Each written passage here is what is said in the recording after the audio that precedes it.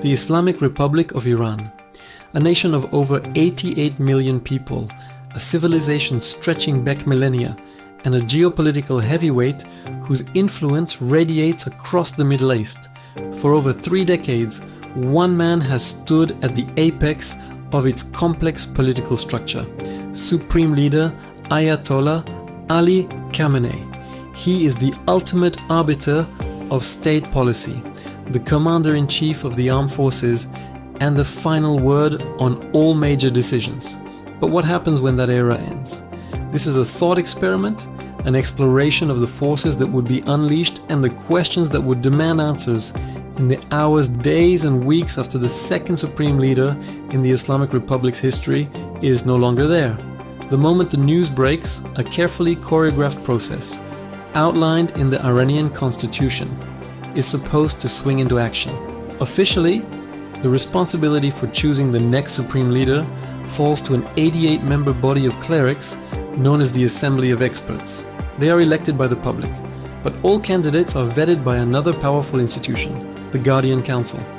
In theory, they will convene, deliberate, and select a successor based on his piety, political acumen, and jurisprudential qualifications. But behind the closed doors of this clerical assembly, the real politicking, the true test of power, will unfold. 2 main paths for succession exist. The assembly could choose a single individual, elevating one cleric to the supreme position just as they did with Khamenei himself. Or if they fail to find a single suitable candidate, the constitution allows for a leadership council of 3 or 5 clerics to rule collectively. This council option, while constitutionally valid, is often seen as a recipe for instability and internal gridlock, a last resort in a deeply divided system. But the clerics in the Assembly of Experts won't be the only ones in the room, figuratively speaking. The most powerful player in this succession drama will undoubtedly be the Islamic Revolutionary Guard Corps, the IRGC. For years, the IRGC has evolved from a Praetorian guard of the revolution into a sprawling military, political, and economic empire. They control vast sectors of the Iranian economy, run a sophisticated intelligence apparatus, and command the loyalty of hundreds of thousands of personnel. The IRGC has a vested interest in ensuring the next leader is someone who will protect their power and privileges. Their ideal candidate wouldn't just be a friend, they'd be a patron. They will not sit idly by. Through quiet lobbying, backroom deals, and perhaps more overt displays of influence, the IRGC will make its preferences known. Their goal is continuity, ensuring the system that has allowed them to flourish remains intact. So, who are the potential candidates? For years, 2 names have dominated the conversation. The first is the current president, Ebrahim Raisi, a hardline cleric and former head of the judiciary. Raisi has been groomed for higher office. His presidency has been seen by many as an audition for the top job, a chance to prove his loyalty and administrative capabilities. He ticks many of the boxes. He's a staunch conservative, deeply embedded in the system and acceptable to the IRGC. The other prominent name is Mojtaba Khamenei, the supreme leader's own son. A mid-ranking cleric who has never held formal public office. Mojtaba wields immense power behind the scenes. He is deeply connected within the intelligence services and the IRGC, and his influence is said to be vast. However, his succession would be highly controversial. The 1979 revolution was fought in part against the hereditary monarchy of the Shah. Appointing the founder's successor's son would look suspiciously like the establishment of a new dynasty, a move that could trigger a backlash from both the public and within the clerical establishment itself. This concept of a hereditary republic is a sensitive, almost taboo subject in Iran. The choice between a figure like Raisi and a figure like Mojtaba represents the central dilemma for the ruling elite, an established, if uncharismatic, insider versus a powerful but potentially delegitimizing scion.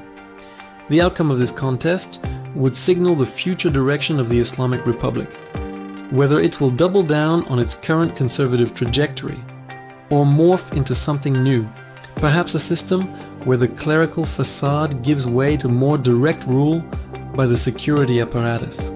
While this internal power struggle plays out in Tehran, the world will be watching with bated breath. In Washington, London and Brussels, the immediate reaction will be one of cautious observation.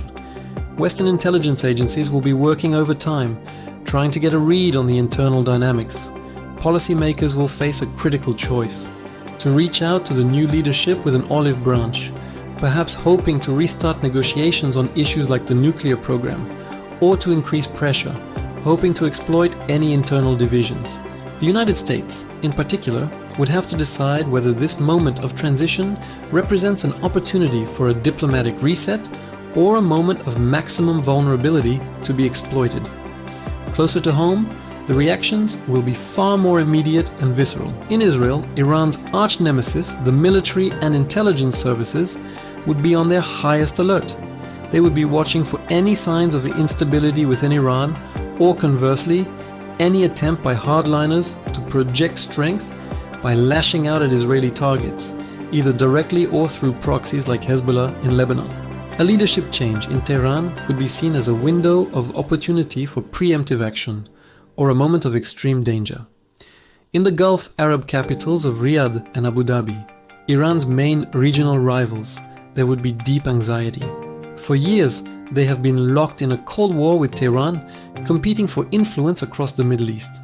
They would fear that a new, more aggressive leader in Iran could escalate regional tensions. Alternatively, they might see a chance for de-escalation, a moment to reset a deeply troubled relationship. Their quiet diplomatic channels to Tehran would become more important than ever as they try to gauge the intentions of the new leadership. And what about Iran's allies and proxies? From Hezbollah in Lebanon to the Houthis in Yemen and Shia militias in Iraq, this network of partners, the so-called axis of resistance, depends heavily on Iranian funding, weapons, and strategic guidance. A succession crisis in Tehran could disrupt this flow of support, potentially weakening these groups and altering the balance of power in their respective countries. They will be anxiously awaiting signals from the new leader, hoping for a reaffirmation of Iran's commitment to their cause.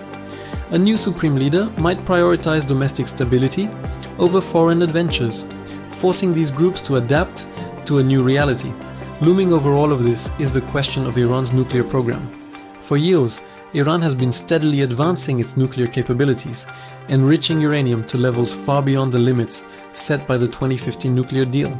A new supreme leader will inherit this program and the critical decision that comes with it, whether to continue the path towards a potential nuclear weapon, to use the program as a bargaining chip for sanctions relief, or to roll it back in exchange for a new agreement. The IRGC, which controls the ballistic missile program and has a significant say in nuclear policy, would likely push for a hard line, viewing a nuclear deterrent as the ultimate guarantee of the regime's survival. The new leader's stance on this single issue could define his relationship with the rest of the world and set the course for regional security for decades to come. And finally, what about the Iranian people?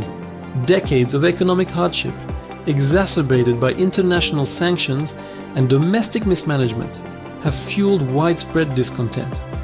Waves of protests have shaken the country in recent years, revealing a deep-seated desire for change among a significant portion of the population, especially the youth.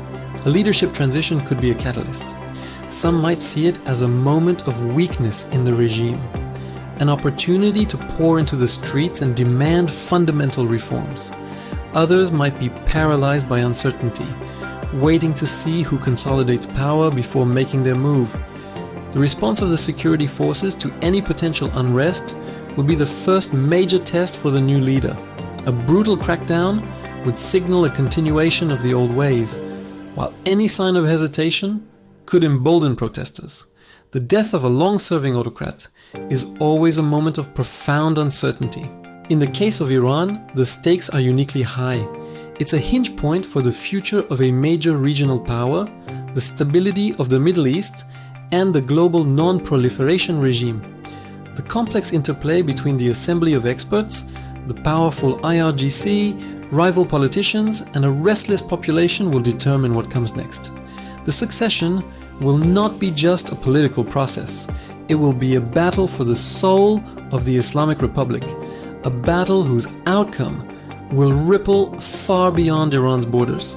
The world can only watch and wait.